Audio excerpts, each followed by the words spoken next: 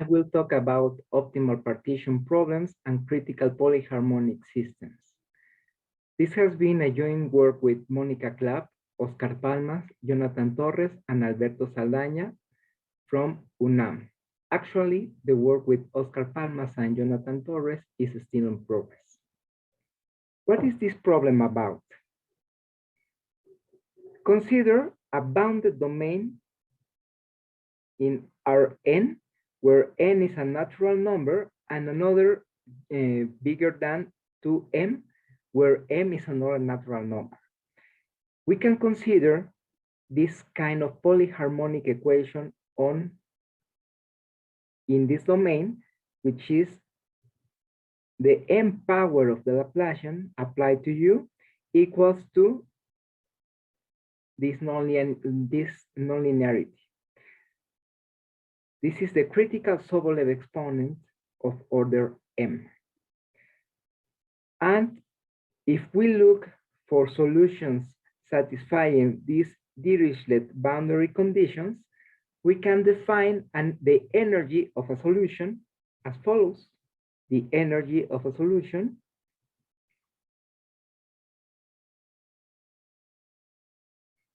is m over n,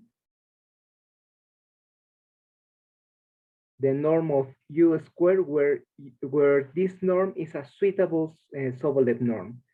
So for this problem, we can ask for the least energy. The least energy is this number, is the infimum of all the energies such that u is non-trivial and u solves, let's say this is the equation star, u solves star. So we're looking here with suitable conditions, there exists u such that u attains, well, the energy is attained in u.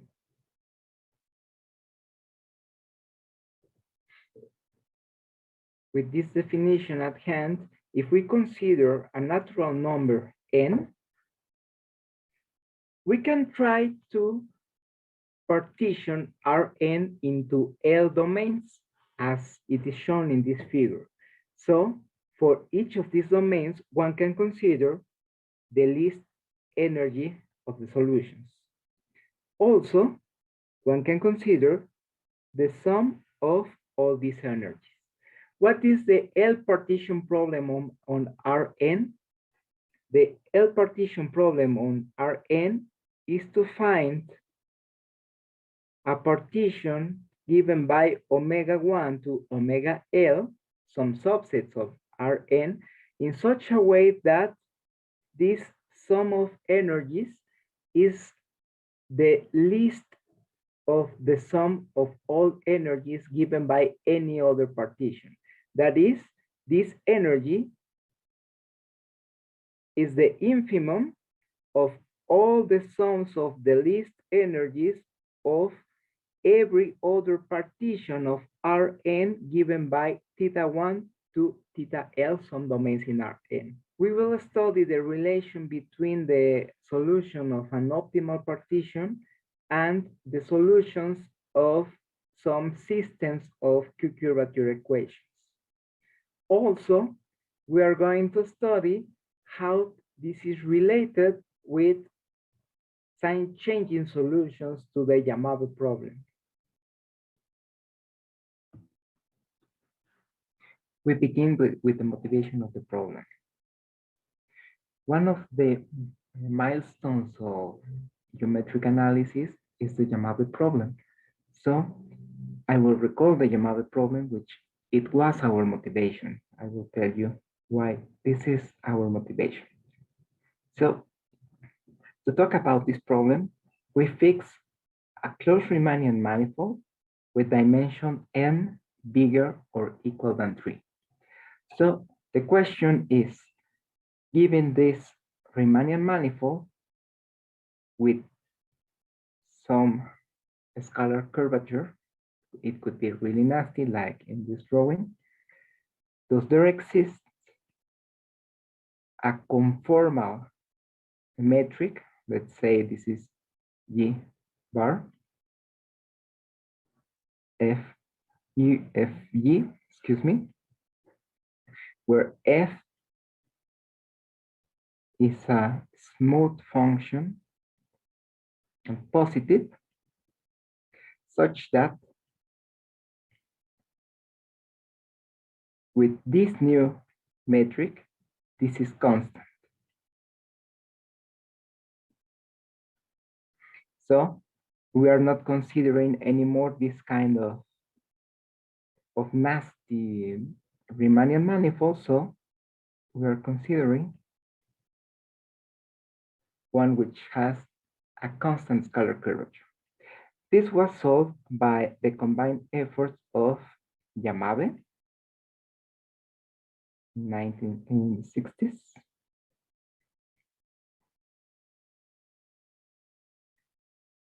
Oban, Schrödinger, excuse me, in the 68, Oban in 74, and Shane in 84. So this is our main problem.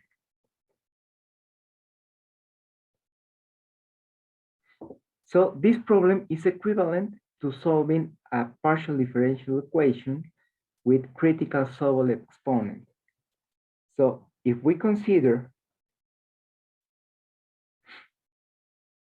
a metric given like this, with this exponent, then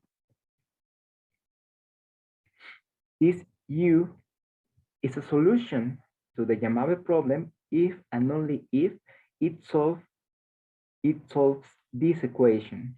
This is the Laplacian. N is bigger than 3. Mu is any number. And 2 star, this nonlinearity is given by 2n n minus 2, and this is the critical Sobolev exponent. And this RG, as I said before, this is the scalar curvature of the Riemannian manifold. This guy here is a conformal Laplacian.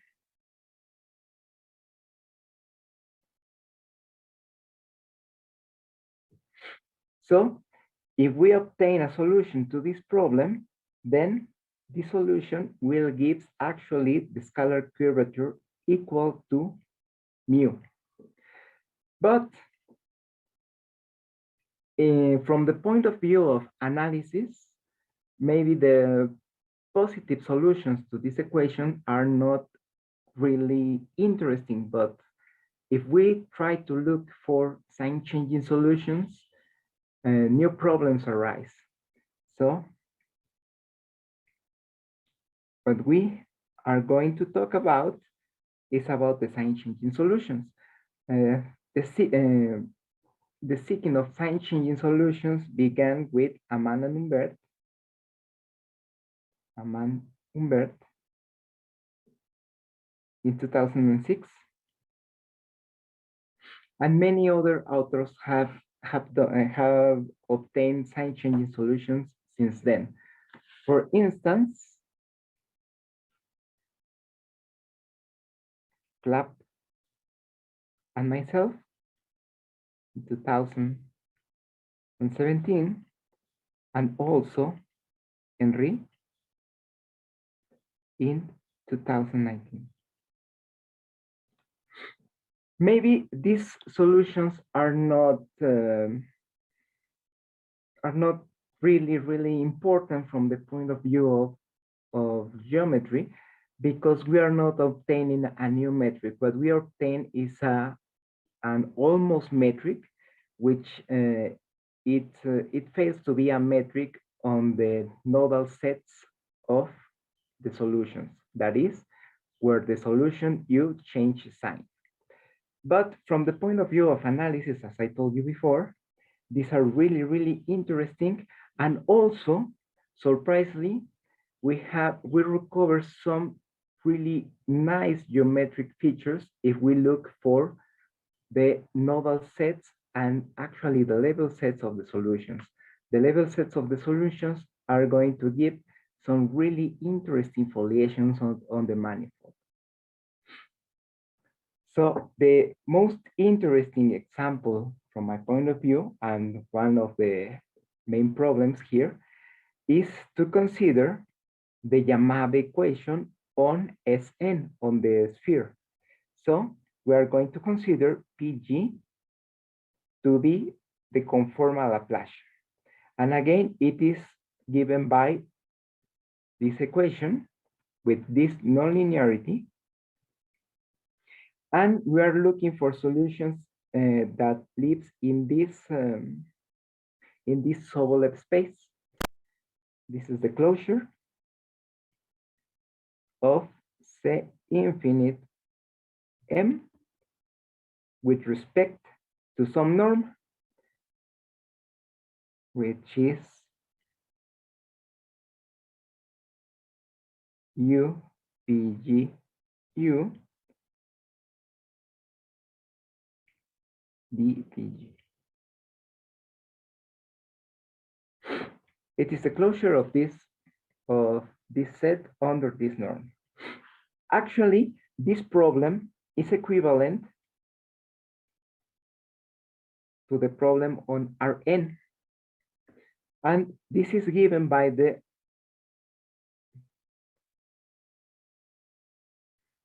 stereographic projection.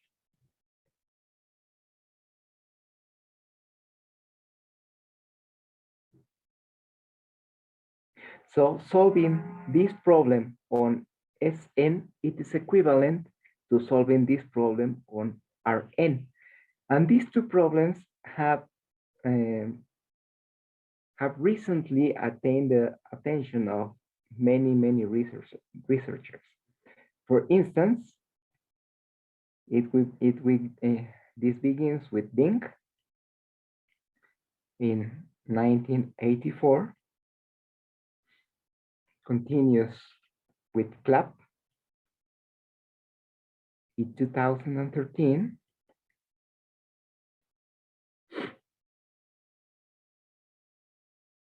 Clapp and myself, 2017, Del Pino, Musso, Packard, and Pistoia, Musso, Packard, Pistoia, in 2011, 2013, and also myself, Jimmy Petian, in 2020, and Clapp, Saldaña, and Sulkin in 2021. Many of these solutions have different foliations given on Sn. For instance, what we proved here was that given an isoparametric hypersurface on the sphere, we constructed an assigned changing solution having this profile on the foliation. Okay, and Clapp, Saldaña, and Sulkin, and also our work, we were able to control the number of nodal sets of the solutions. This is, we controlled the number of times that the solution changes sign. So these two works control number of nodal domains. So this is very interesting, interest to find this kind of solutions and many other solutions in the sphere. This was our motivation because we wanted to obtain this result, the result by Clapp, Saldaña, and Sulkin on the sphere for polyharmonic operators. So we're going to change our setting, and we are looking for constant Q-curvature problems. Q-curvature problems are another kind of problems arising from higher order operators. And the Q-curvature is a higher order invariant, conformal invariant, that it is similar to the scalar curvature. Actually, the scalar curvature is the conformal invariant of the conformal operation of order 2, which is the conformal Laplacian. So we were trying to find sign changing solutions to this problem on Sn, where now this conformal operator is given explicitly by a power of the conformal of some kind of conformal Laplacians, and now the nonlinearity is given by this guy, and this guy is actually the Sobolev exponent of is a Sobolev exponent of higher order. Again, this problem is equivalent via the stereographic projection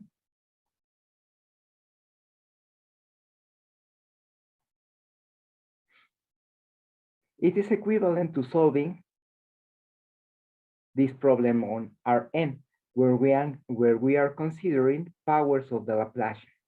Actually, if as you can see here, this guy is a power of the Laplacian plus our order terms. About the sign changing solutions, what are the known results? It is really surprisingly that there are no many results on this kind of, for this kind of operators. One of the results is given by Barch, Schneider, and Bett in 2004. And also there is a paper by Guo, Lin, and Wei from 2013. This is 2004.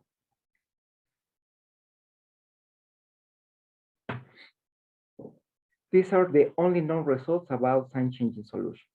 So we wanted to obtain sign changing solutions to this problem. To this end, we wanted to follow the ideas given by Clapp, Saldaña, and Sulkin. What is their approach? Their approach is solve the optimal partition problem to the Yamabe equation, okay?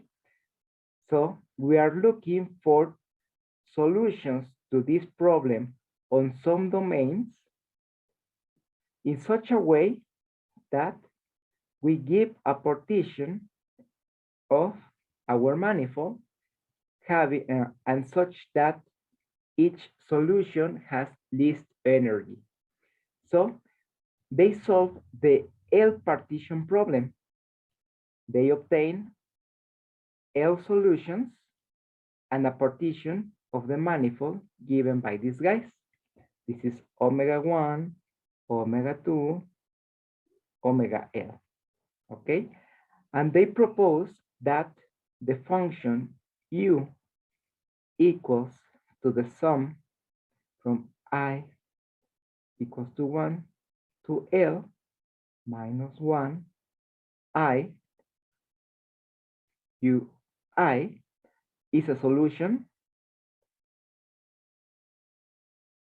to the Yamave problem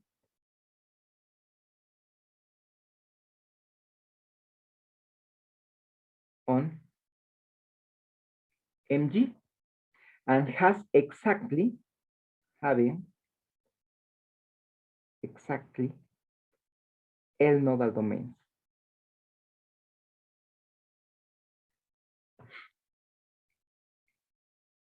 If we imagine that these solutions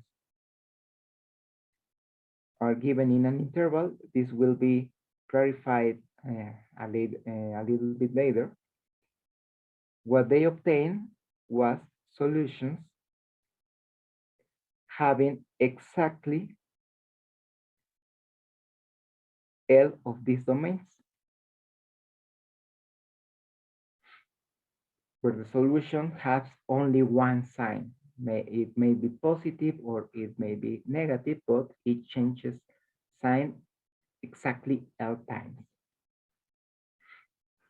So, what is the profile of this solution? The profile of this solution is actually this. We put one of these solutions to be actually all these solutions are positive.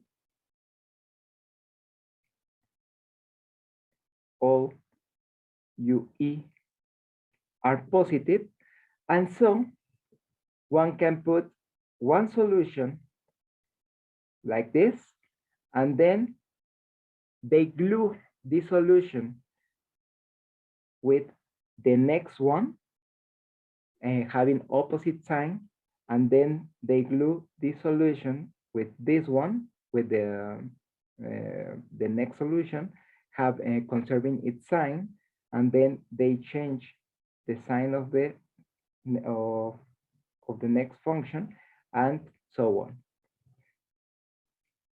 This was their approach. Okay, so what was our motivation? Our motivation was to obtain sign changing solutions having exactly L nodal domains for the sphere. And this optimal partition approach has been successfully used by, as I said before, Clapp, Saldaña, and Sulkin in 2021, Clapp, Pistoia in the same year, and also Clapp, Pistoia, and Tavares in 2021. This result was only for the sphere. And these two guys were for any Riemannian manifold. This was for Riemannian manifolds with symmetries, and this was for Riemannian manifold in the absence of symmetries. So we wanted to obtain at least this result on the sphere, okay? But there is a really complicated problem for the polyharmonic operators. That is, we cannot say that all these solutions are, we cannot say that all these solutions are positive. Why? Because there is a lack of the maximum principle. So we weren't able to give a prescribed number of nodal domains, and actually we couldn't give an actual solution to the Q-curvature problem on the sphere, but we were able to solve the L partition problem with some symmetry.